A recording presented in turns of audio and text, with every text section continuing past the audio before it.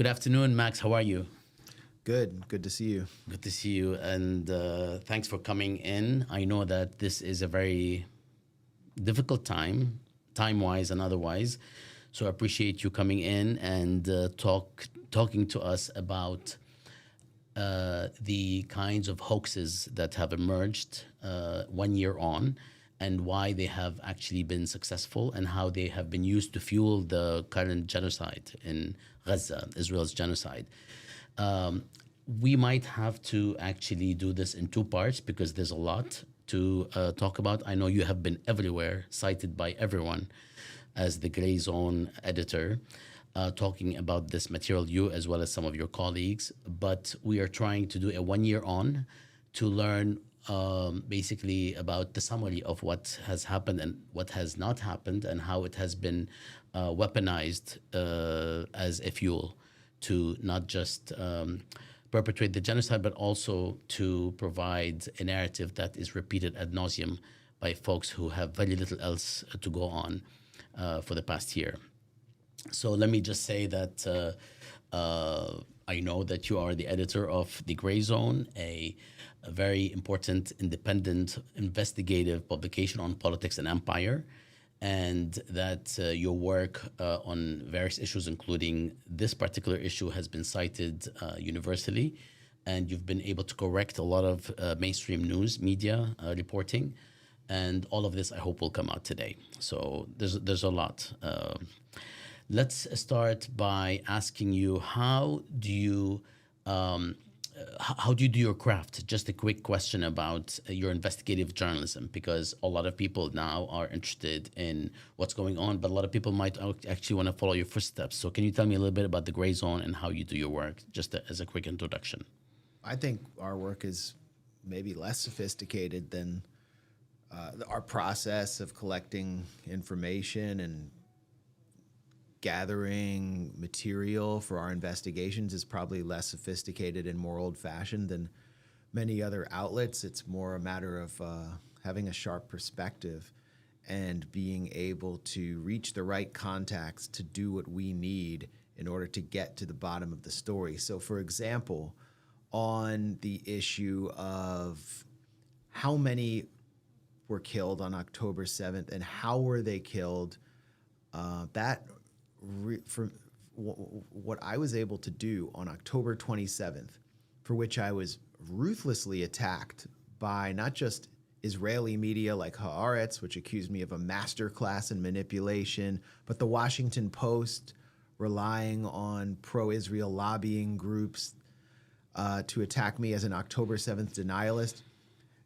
What I was able to do there, which has been completely vindicated, mainstream media is now confirming what I was saying on October 27th.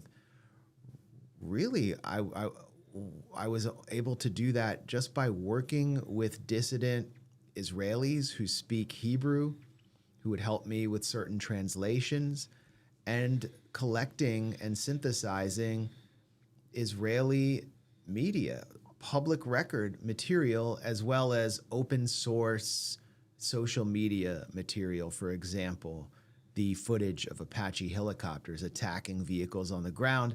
And then I kind of combined that with testimony by those Apache helicopter pilots, which they delivered anonymously to Israeli media about their experience on October 7th, along with reports in other Hebrew publications about the Israelis bombing their own facility at the Erez crossing in Gaza, which has only been confirmed months later as an Israeli drone attack that killed maybe dozens of Israeli soldiers. Just putting all that together in an article had a really powerful effect at a time when everyone sensed that something wasn't right with the death toll. And then I combined that with my own knowledge, my own experience in Gaza, which is where I first learned about the existence of the Hannibal directive. I was in Gaza in 2014 after Israel executed the Hannibal directive for the first time in a very public fashion. It was always secret. And what is the Hannibal directive? It is a semi-secret procedure or directive which allows the Israeli military to kill Israeli citizens if they're being held captive by Palestinian militants, and that's or any enemy faction, and that's to deprive the enemy of the leverage they get from holding an Israeli as collateral, which can be very powerful for the Palestinian factions, which have no other diplomatic leverage. So I was in Rafah in early August 2014. I went to the outskirts of this city, to a rural, closer to the Egyptian border, and so many of the houses were destroyed. There was shrapnel everywhere. I found shrapnel of bombs marked "Made in the USA," GBU 82 bombs. It had just been Black Friday, as they referred to it in Rafah. Over 100 people killed in an Israeli massacre. And what had happened was an Israeli soldier, Hadar Golden, had been captured, taken into a tunnel, and he was wounded. And so the Israeli military called for a Hannibal directive. The order came in, Hannibal, kill the soldier. Don't let them get him alive. And they managed to kill the soldier. And this came out in Israeli media soon after. And I was, talking to people on the ground there, like just regular folks. And they were telling me, yeah, there was a soldier, and the Israelis freaked out. I'm like, well, wouldn't they kill the soldier with all this force? I mean, you had just like artillery shells, 155 millimeter artillery shells. Wouldn't they want to save him? They're like, no, they wanted to kill him. So I was getting that from people on the ground. And then it came out through Israeli media that they had this procedure. So with that experience, it all made sense to me, what happened on October 7th. It all made sense. Teams of Hamas militants got into the kibbutzim. They got into the military bases.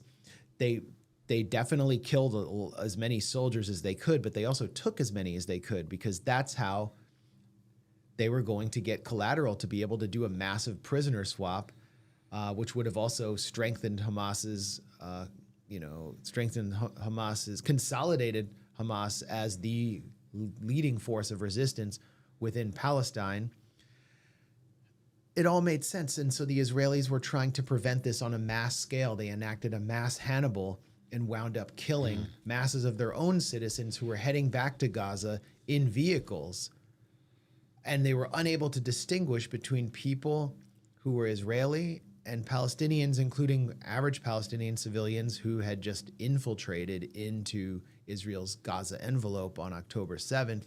And then there was this music festival, this electronic music festival that the Israeli authorities allowed to happen at the gates of the Gaza prison camp, where you just had total chaos. And so little footage has emerged from the electronic music festival of what actually took place after Hamas came upon it. People began taking captives and hostages there. But it seems pretty clear that Apache helicopters were raining down Hellfire missiles on people escaping from this festival. I mean, that's now confirmed. So I'm talking about the Hannibal directive, which is one of the best ways of understanding how October 7th was manipulated, because we are constantly told 1,200 innocent people were murdered and raped and mutilated by Hamas, when in fact hundreds of those killed, now confirmed in mainstream media, were killed by Israel.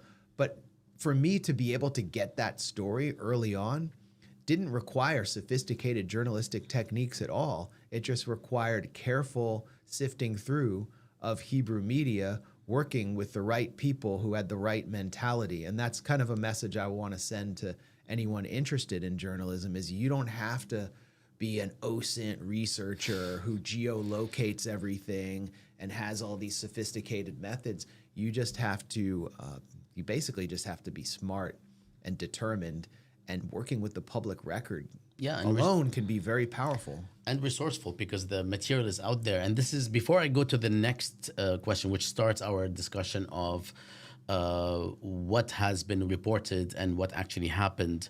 We do know that the number is close to 1,200. We do know that Hamas conducted the military operation. We do know that it was much easier than anyone thought, including Hamas, to actually break the siege and enter into Israel proper. We do know that others ended up following through because they've heard about what happened, and there were dozens of entry areas. But what we are witnessing, or what we have been witnessing, is a kind of reporting that leaves out what you shared about the Hannibal doctrine, but also that actually manufactures and adds stories such as the basic stories that are repeated ad nauseum until today, even though in much of American media, not all of it, of course, have been debunked, such as beheaded babies, burnt babies, and the mass rape, especially the mass rape allegation. Now, before we get to that, my question to you is, why do you think it is that things that were said by yourself and others didn't actually stick, but only when Israeli media actually reported them, whether it's the Hannibal doctrine or whether it's the question of the burnt babies that were reported by, I think, Nicole Zedek. Yeah. Only after these have been uncovered by either Israeli or American mainstream media do they become real. I think people kind of can figure out what the answer is, but can you tell us your version of why is this the case? Well, it's kind of like what a Palestinian experiences when, Jewish anti-Zionist says the same thing they've been saying. It's taken more seriously by mainstream Western society and Western media because they're considered an unbiased source. And so we've been painted into a corner by our opponents. I mean, if you understand how the Western propaganda model operates, we live in an ostensible liberal democracy, or at least we have the veneer of liberal democracy. And so the government, the state, and its various tentacles can't just outlaw a media outlet or jail us, although if we become enough of a nuisance, they might do so, as they did with Julian Assange, for example. Mm-hmm. So the best way to deal with an outlet like the Grayzone is to constantly attack us, filter out attack pieces in mainstream publications that much of the public, including the liberal public that might actually even sympathize with Palestinians, trust. So the Washington Post ran a phony smear piece of us a few months ago claiming that we are paid by Iran. No evidence at all to support that, all innuendo. And then that gets fed into Wikipedia. Wikipedia is a bulletin board for the national security elite. And we have been placed as blacklisted as a deprecated source on Wikipedia because of the threat we pose to the narrative of the national security elite. Wikipedia will soon become a source for AI, so that when you use voice-activated AI and say, hey, Siri, or whatever it is, what is the Grayzone? And my Siri is just going off now. Mm-hmm. What is the Grayzone? It will read you the smears one after another that appear on our Wikipedia page, as well as my own personal Wikipedia page. And I am unable to edit or correct them. You are unable to correct them. There's a cartel of less than 300 editors responsible for the majority of edits. And their concept of reliable sources or vetted sources is synonymous with mainstream and corporate Western media. So that prevents us from having a certain cachet or gaining traction when we debunk these lies. We can't reach a certain part of the public. But what we do is we find any platform possible for promoting our work and reaching large audiences, and they still exist. Twitter X happens to be the most open one, thanks to the idiot king, Elon Musk, taking over. We've had a revival and a resurgence there, but we're still active on YouTube. We're still active on all of these platforms where we debunk these lies. And so we reach a certain grassroots part of the public, and many of them are media professionals. I think a lot of people in the mainstream media secretly watch us, and they know we're out there, and they're forced to pay attention to us They're forced to recognize we're credible, but they'll never give us credit. Same with the Intercept, for example. Those guys, they want to wear the renegade, maverick, independent journalist veneer, but at the same time, they want to maintain currency within the serious, respectable media. So they can't credit us, and they have basically, there was a point when they were just stealing our work or like refusing to credit us because of the taint that's associated with us because of all the attacks we've had.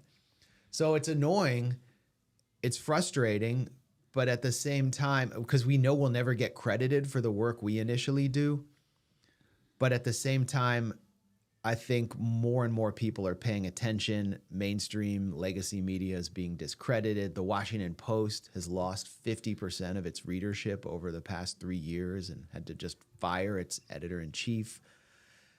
And it's for that reason, because they're so slow on the draw when the rest of the public knows they're being lied to. And it didn't start now. It started actually during the early stages of the Arab uprisings. The reporting was horrendous, and when we were trying to adjust, debunk, and so on, we were also called out, and then they actually ended up correcting the same things we actually called out, us and others, us at Jadaliyya, that is, or the Arab Studies Institute. Now, I know that we all know that the hoax of beheaded babies, for instance, is probably one of the most repeated ones. Can you tell us a little bit before we go to the questions of how they are able to make these stories stick based on simply announcing them?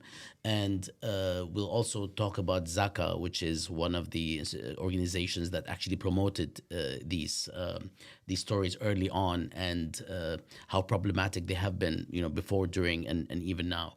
Can you tell us a little bit about how these hoaxes were uncovered, and what is it? How should we look at these stories, given that surely people were killed, and surely there is a division of who killed whom based on the Hannibal doctrine, based on the actual fact that this was a military operation, based on the fact that there was an entire music festival that was taking place right near the border, which is an extremely problematic thing, to say the least. I mean, it's so condescending to just hold such a festival right next to a besieged jail, open air prison, as a lot of people call Gaza. Can you tell us about these two major stories, and how you and others, including Electronic Intifada and other organizations and individuals, were able to debunk them? Yeah, just a quick anecdote. Those kinds of festivals happen all the time, like right at the gates of the Gaza prison camp. And it's shocking. In 2010, I attended a classical music concert with one of the most famous conductors in the world, Zubin Mehta, who's Israeli, the Israeli Philharmonic, performing at the Gaza border with the explicit stated intention of blasting Beethoven into Gaza. You could see Gaza behind it, and all the people from the kibbutzim who thought they were so enlightened came out.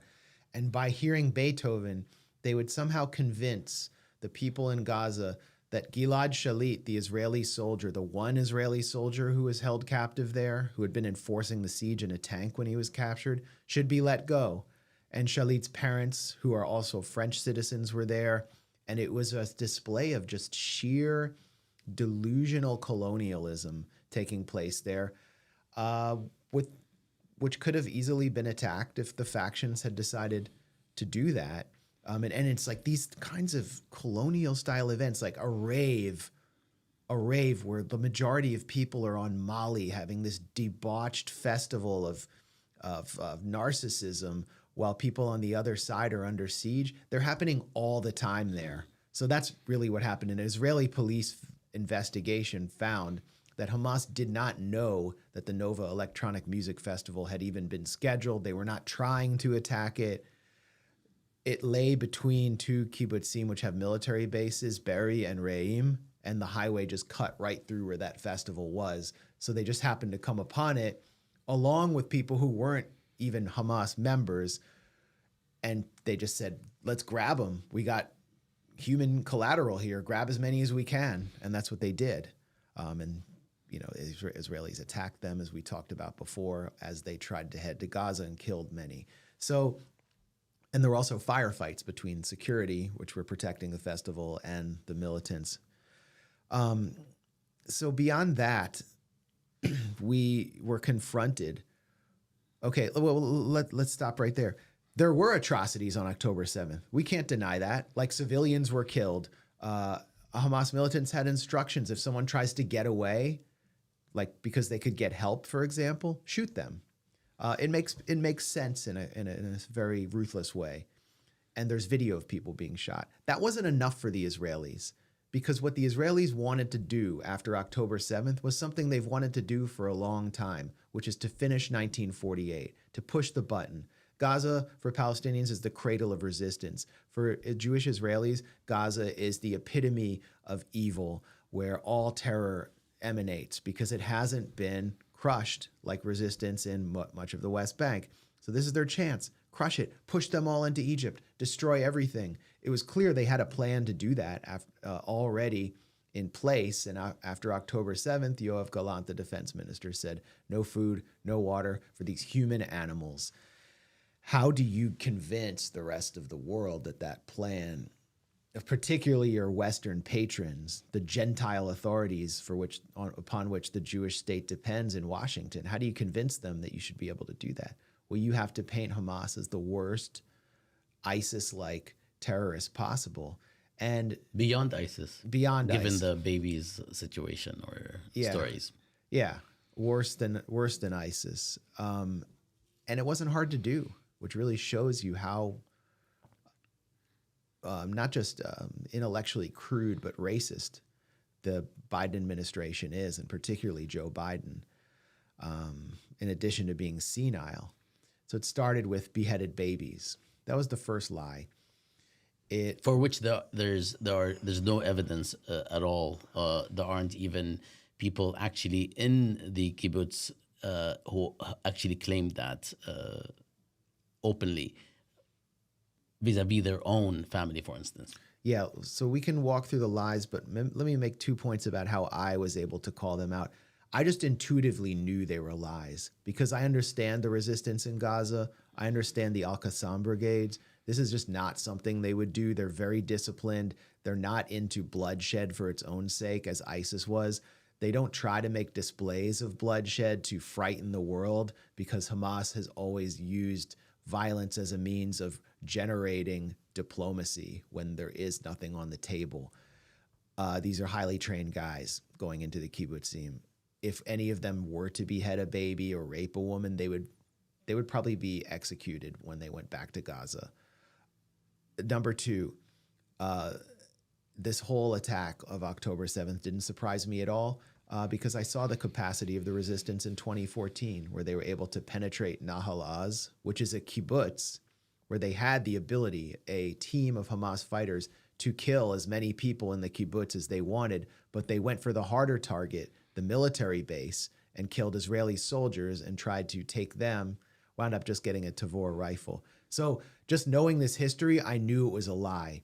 And then watching CNN, I saw when it was rolled out on the Chiron, 40 beheaded babies found in Kibbutz Be'eri.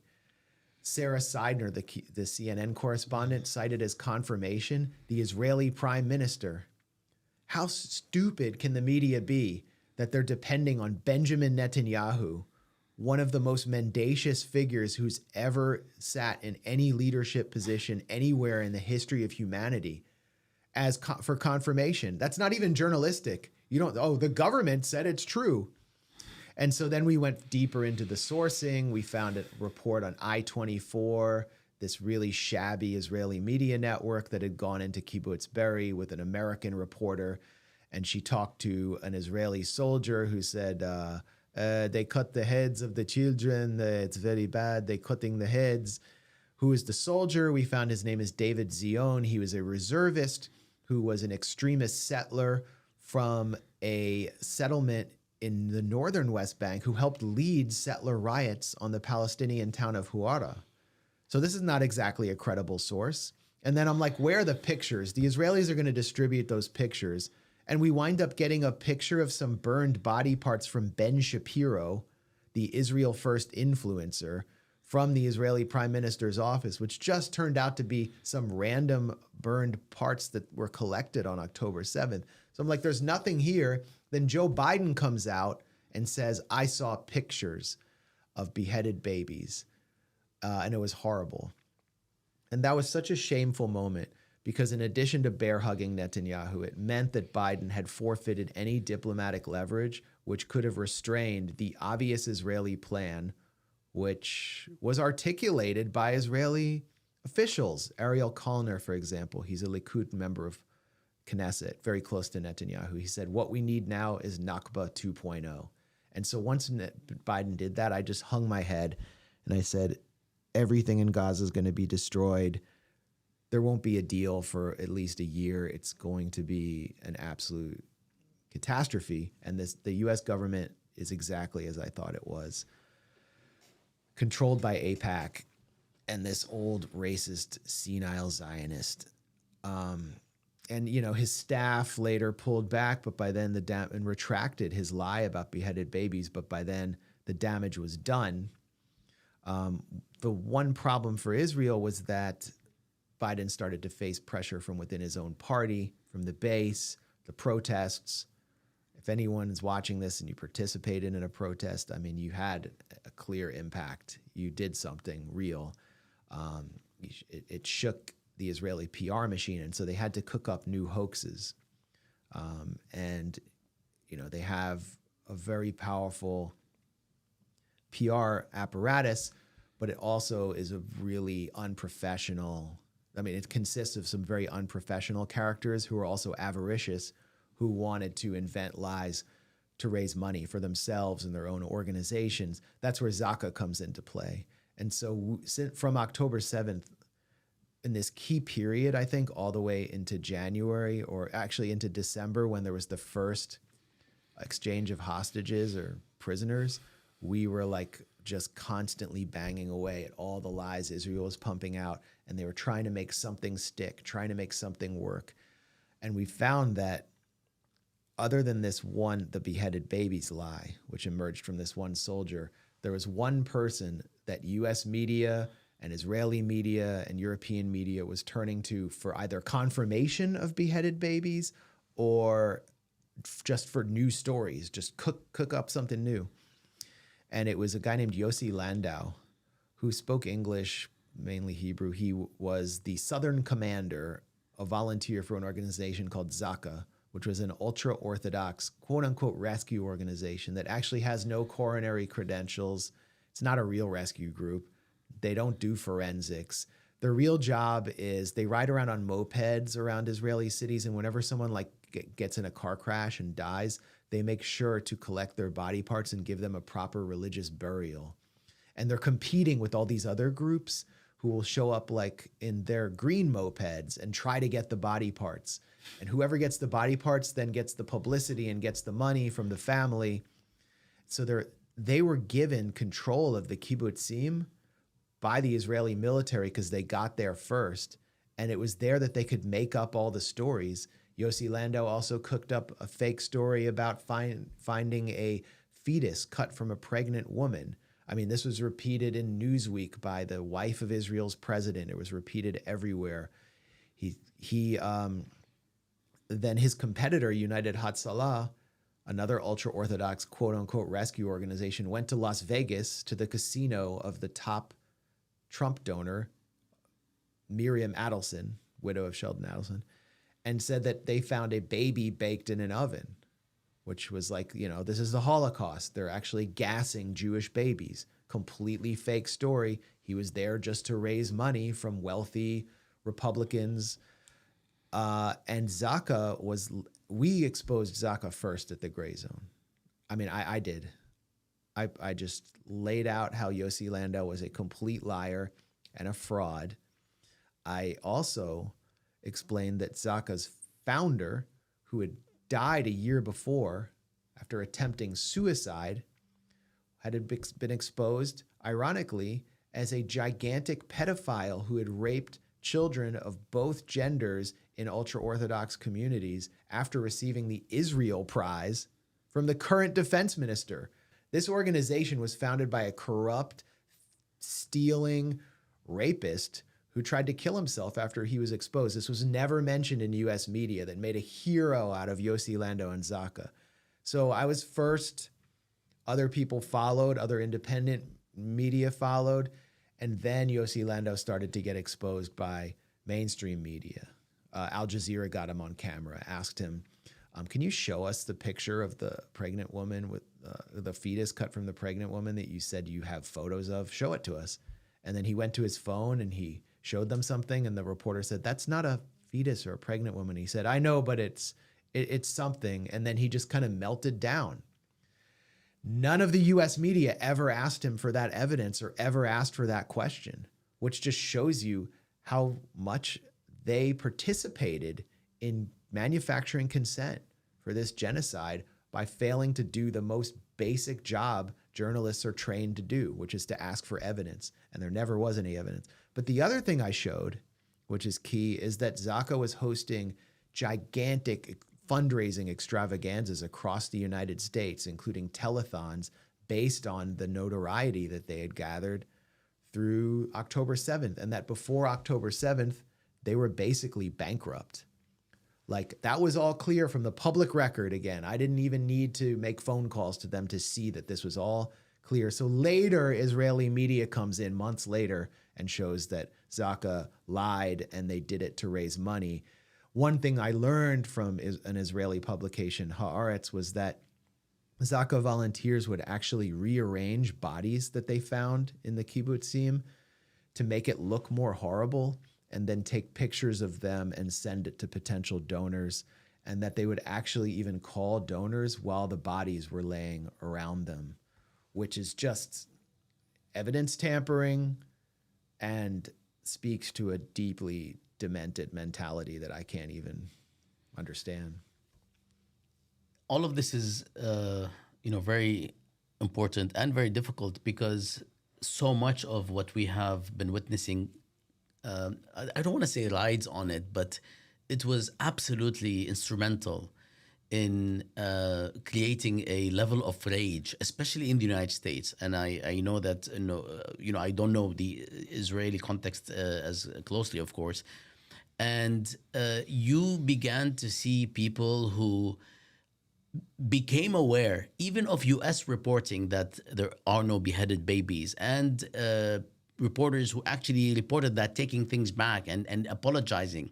But you continue to see people who still either would say that in certain conversations or contexts, like as a starting point of a speech, in order to be, even if they wanted to say, as the Vice President Kamala Harris in the debate, even if they wanted to end up saying something about Palestinian security and too many people have died, and throwing words like self-determination, they have to start with the atrocities, and they have to maximize them in order to sort of create an unfounded balance, between what happened on October 7th and the actual genocide that claimed now way more than 40,000 people and destroyed the entire livelihood, basically, and life in Gaza.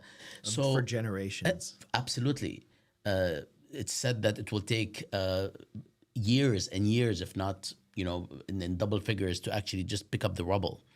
But the point is, and as you know, I've been following very closely from minute one, there are many who actually are refusing to admit what they know, which is that these are hoaxes. These particular stories, right, are hoaxes. I'm not talking about the fact that people were killed, and people were killed, and this is not something that is controversial, but the hoaxes that actually are the first thing that people mention are not actually denied by people who know that they did not happen.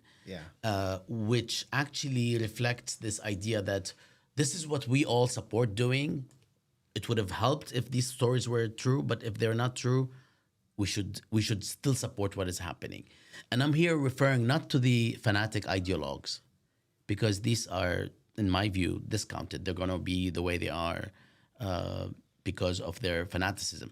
I'm referring to the liberal sounding public slash groups slash individuals who see this genocide and understand that exactly that some of these stories were hoaxes, and they still act as if they existed. They don't deny them publicly. They don't actually. They start with those atrocities, untold atrocities. They may not spell them out, and we saw that again in the debate and elsewhere.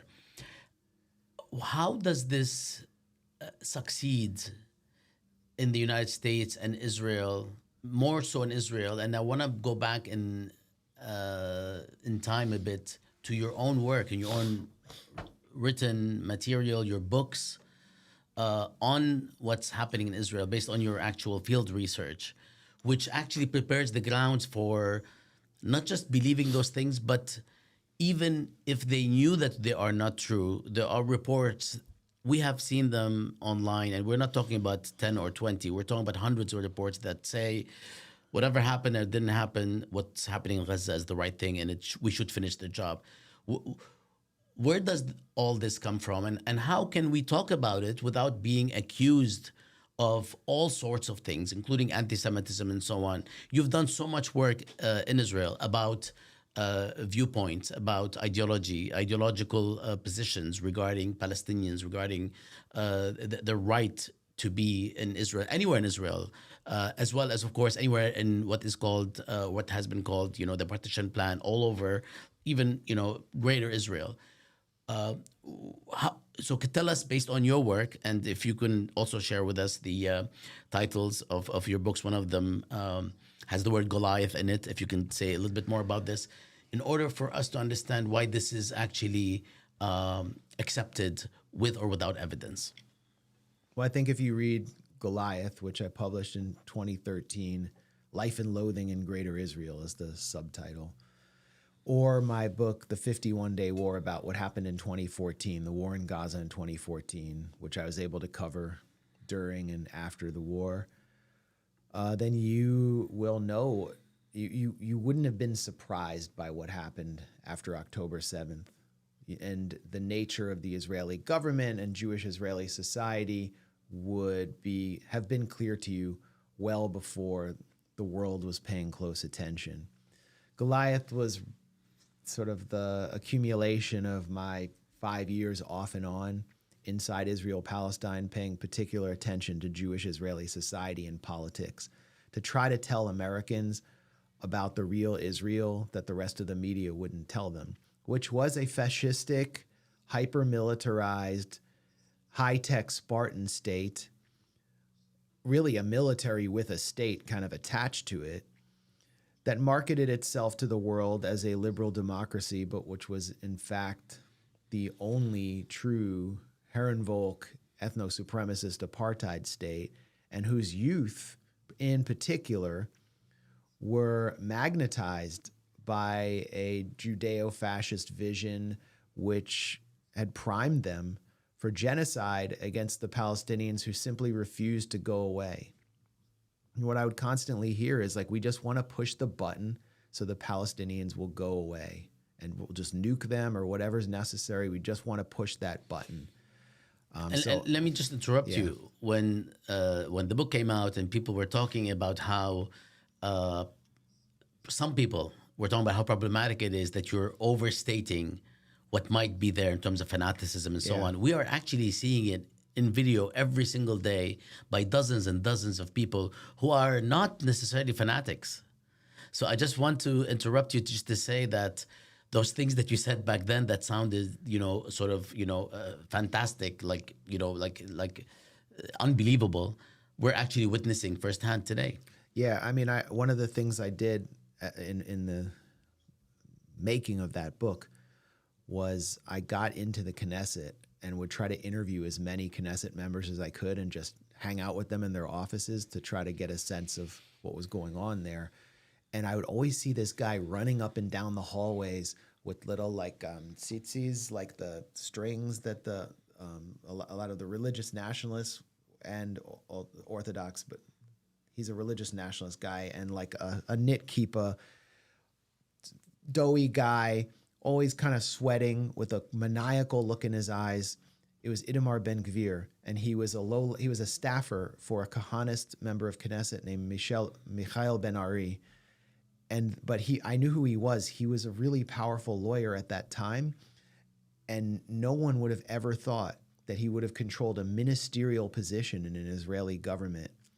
Today, he's the security minister, and he has a private militia of 10,000 settlers who are integrated into the Israeli police, who are now getting official Israeli uniforms and M4 American rifles to rampage around the West Bank. He is transforming not just Israeli society, but the Israeli security forces. And he's a disciple of Meir Kahane, who argued correctly that you cannot have a Jewish and democratic state. Not because there's something in, the essence of Judaism is undemocratic or that Jews can't be democratic, but because if you were going to have a state in the heart of the majority Muslim Arab Middle East that is majority Jewish, and you're going to fight this demographic trench war, then you can't be democratic. You have to kick out the indigenous people. Well, he believed Jews were really indigenous. Do it through ethnic cleansing, sheer ruthless force, and then be over with it and stop this charade. And that's what his disciples always preached. And that's the message that is breaking through to, I would say, a majority of Jewish Israelis. So the people that were attacking me, like at the Nation magazine, because the Nation Books published my book. So it's like the legendary liberal magazine. Those who were attacking me there, like Eric Alterman, for example, who remembers him, he published 13 attacks on me within that one publication. He would always try to, at least he started out by deploying all of the old liberal Zionist heroes like Amos Oz, the writer, and David Grossman, the writer, to argue that there was this other good, peaceful Israel that just wanted a Palestinian state. And if we can continue supporting Israel, maybe they can make peace, and that I'm just over, that I actually am a self-hating Jew who refuses to look at the reality because I'm only focusing on these right-wing extremists. Well, look at Israel today. Look at who's in charge. Look at this coalition and how durable it's proven. The most right-wing coalition in history, with Netanyahu occupying sort of the radical center.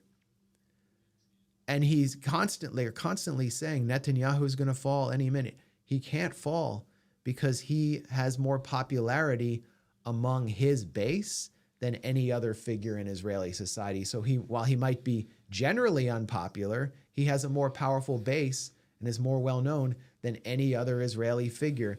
And anyone who succeeds him will come from the right. There is no Zionist left anymore. The Zionist left. So what I was saying and the reporting I was doing was just a cold, hard dose of reality that I think a lot of Jewish liberals in the United States couldn't swallow. But now they're forced to swallow it. Ironically, Eric Alterman came out with a book like a year ago, basically coming to the conclusion that Israel had gone fascist. And, if I had more time or I could have multiplied myself, like I have a kid now, so I have like less free time, I would have written a positive review of Eric Alterman's book and said, this reminds me of my book, Goliath, that I wrote 10 years before.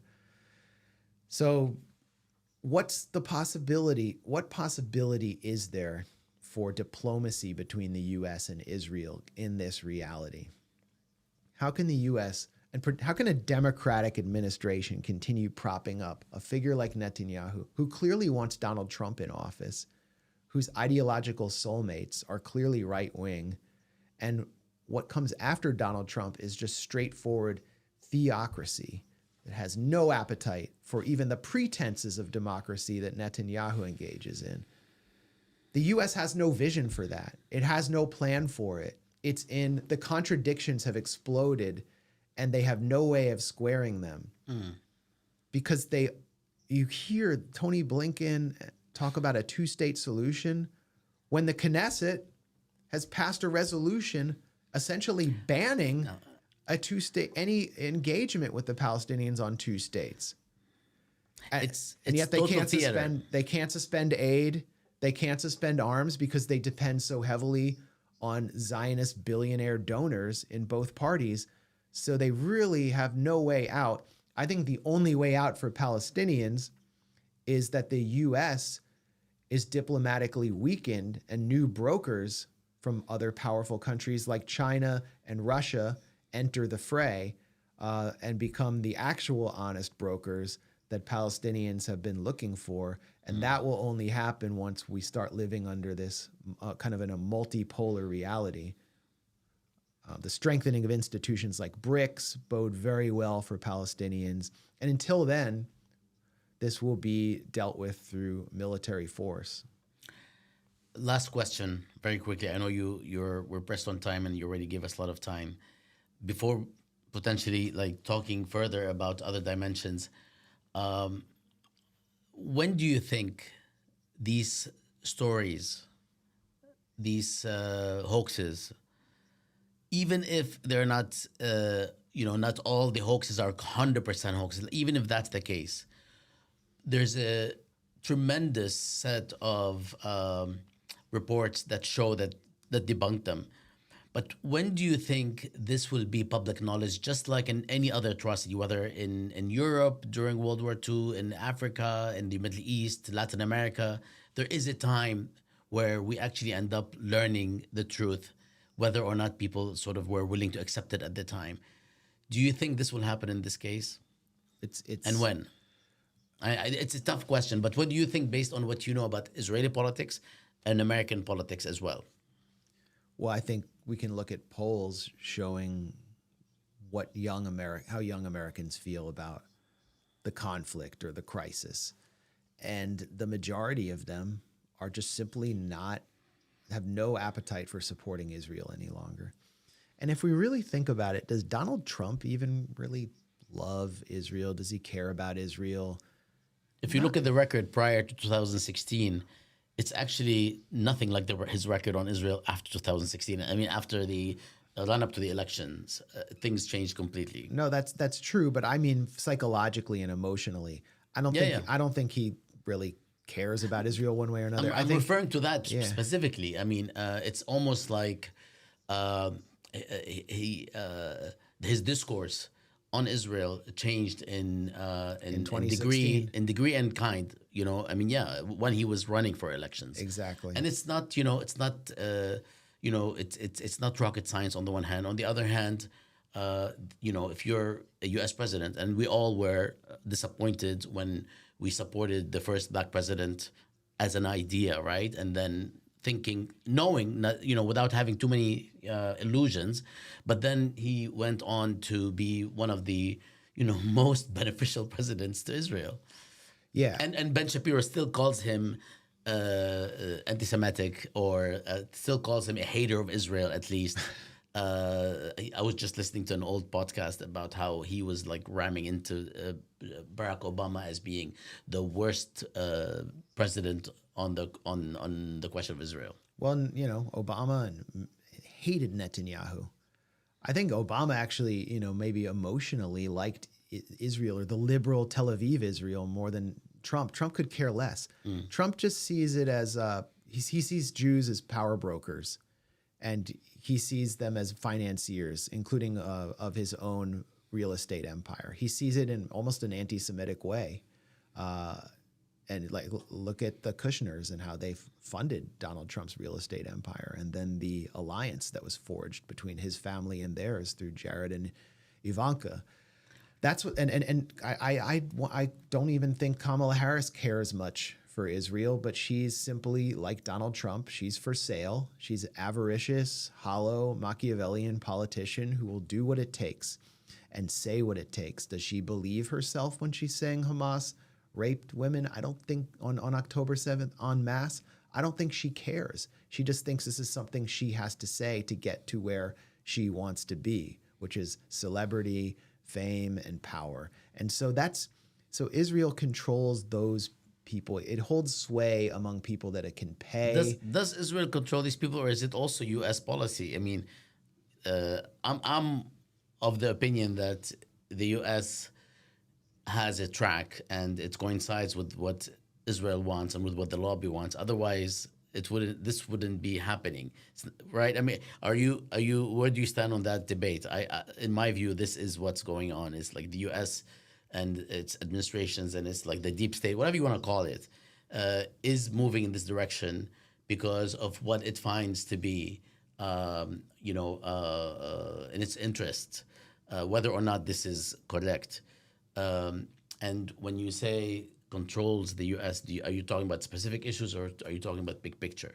I think the Israel lobby literally controls many, if not most, elected U.S. officials on the question of Middle East policy. They practically purchase people like Richie Torres, the congressman from the Bronx, one of the two poorest districts in the country. His whole career is based on Israeli money. All he talks about is Israel. He's calling for criminalizing criticism of Israel on college campuses by enforcing a phony definition of anti-Semitism. This is a gay black Puerto Rican and Afro-Puerto Rican man from the Bronx who's just obsessed with Israel. He's never in his district. I'm just giving one example of many of people. He's just completely owned. And so I started to come to the conclusion that the U.S., while an empire, had divergent interests from those of Israel, being in Washington, growing up in Washington, kind of being at least privy to the world of insiders and hearing the way they talked about Israel. Everybody hates it. Everybody hates AIPAC, especially the Democrats, and that yet they do whatever it wants in public, and they bow down to because it. it's costly not to. Yes. It's such a dangerous issue to even discuss because it's like you're talking about like. Well, we do know the records of the actual support for certain candidates, especially when they're running against, a candidate that's not very favorable to Israel, including what happened in Michigan with a few representatives. How do people react to you saying a lot of these things in terms of accusing you of anti-Semitism? Yeah, Can you tell me about that? They do. I mean, it's like pathetic. Like the attacks for my views on, the CIA pumping millions of dollars into Syria to fund an armed insurgency, or the U.S. supporting open neo-Nazi battalions in Ukraine. Those attacks are actually, I think, make more of an impact than the anti-Semitism attack at this point, just because it's so widely accepted that it's used just cynically without any meaning. And, coming from a Jewish family, I have an extended family with pro-Israel members.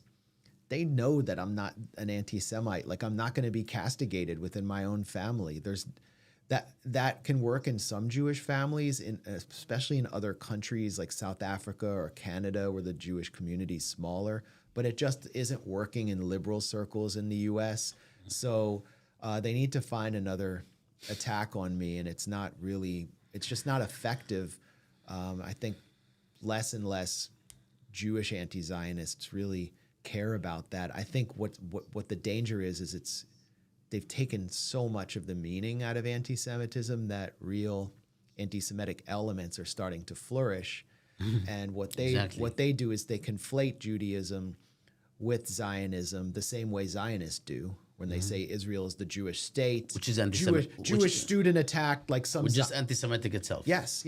I mean, it's two sides of the same coin. When the Zionists will say Jewish student attacked, and they won't say that they were, verbally harassing Palestine Solidarity supporters, and that they're a Zionist, and that all the Jewish students on campus don't agree with them. They want this uniformity, which puts Jews in a certain level of danger. So by hollowing out the idea of anti-Semitism and just making people so sick of hearing about it, I mean, you can just go on Twitter X and see there are like real anti-Semites going viral, revering Hitler openly, obsessing over, verses they cobbled together from the Talmud, and then insisting that this is the real source of the crisis in Palestine, is that Jews and Judaism is fundamentally evil. There's a lot to talk about in terms of how the entire